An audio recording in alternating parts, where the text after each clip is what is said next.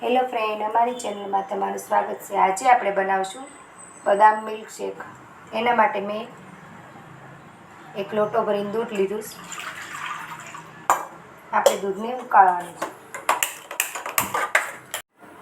દૂધ ઉકળે ત્યાં સુધીમાં આપણે પલાળેલી બદામની પેસ્ટ બનાવી લઈએ। થોડુંક દૂધ નાખી તમારે પીસી લેવાનું। દૂધ ઉકળી ગયું છે, હવે આપણે નાખશું બદામની પેસ્ટ બનાવી હતી। એનાથી ઘટ થઈ જશે દૂધ અને બદામનો ભૂકો। બધી વસ્તુ મિક્સ કરી લઈશું અને હજી આપણે એને ઉકાળવાનું છે, જ્યાં સુધી ઘટ એકદમ થાય ને ત્યાં સુધી। આવી રીતના સાઈડમાંથી તમારે લેતું જવાનું છે। જો મસ્ત મજાનો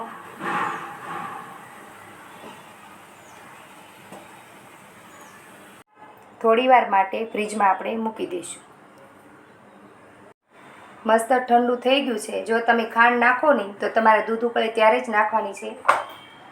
આપણે નાખશું મિશ્રીનો પાવડર, એટલે આને મિક્સરમાં ક્રશ કરી લઈશું। સ્વાદ પ્રમાણે આપણે મિશ્રીનો પાવડર નાખી દઈશું અને મિક્સ કરી લઈશું।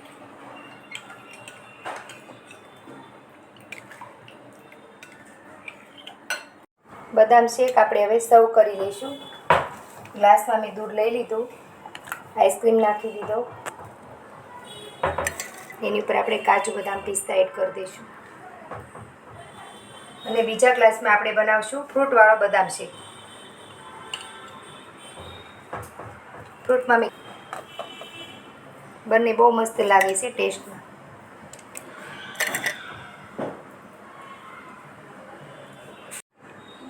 અમારા બદામ શેકની ડીશ તમને જો ગમી હોય તો લાઈક કરો, શેર કરો અને સબસ્ક્રાઈબ કરો। જય માતાજી, જય સચ્ચિદાનંદ। કોમેન્ટ કરતા નહીં ભૂલતા।